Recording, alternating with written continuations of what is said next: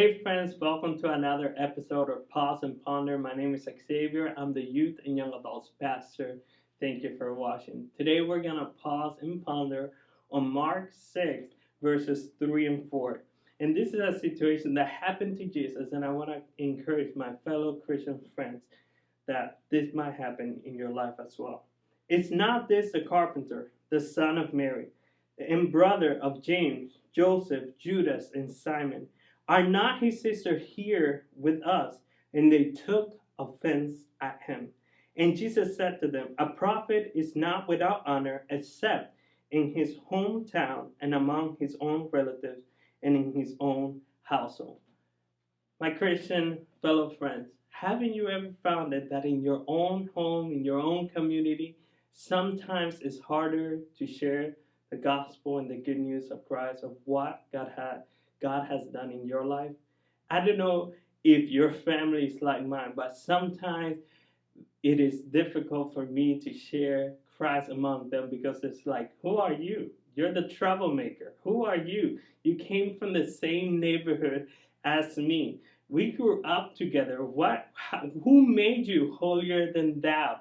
What made you, or who gave you this authority? Why are you speaking to us on how we should live our lives, how we should act or treat one another? And sometimes it becomes very discouraging. Well, I want you to take heart because Jesus experienced the same thing in his own hometown.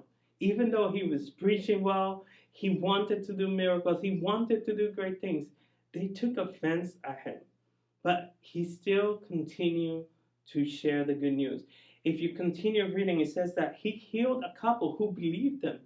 So I want to encourage you, even if your family or your friends or your community might be like the community of Jesus, saying, who are you? Why are you speaking to us? Can I encourage you to continually to walk faithful before him, to continue to love people? Don't be frustrated. Don't get angry at them. Don't beat them down with the Bible. Let your love be the evident factor as you share with them, as you care for them, as you're consistent. Be Jesus with skin on.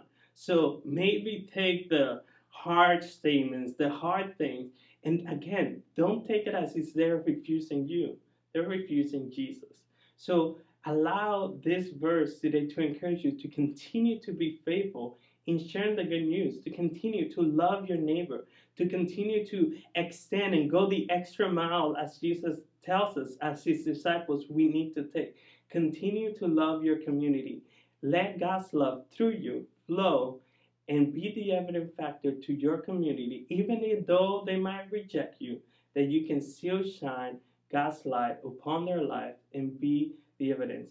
Jesus still healed a couple, maybe not many, but some in your community need to hear the message, and their lives will be changed because you decided to speak, because you decided to be faithful. So I want to encourage you, be faithful, share the good news, despite of what your community or your hometown or even your home might be saying to you. Remember that when you are faithful, few will be healed, and maybe many, but those who need to hear will get the privilege of hearing the good news because you decided to be faithful, just like Jesus was. So remember, allow his power and love to flow through you and run to him for your strength to accomplish his will. I hope you're blessed and encouraged. Let us know if that has happened in your life in the comment below, and how you have dealt with it, and how you can encourage other Christians as well to share the good news of Jesus despite the hard circumstance or hard community they live in. Love you guys.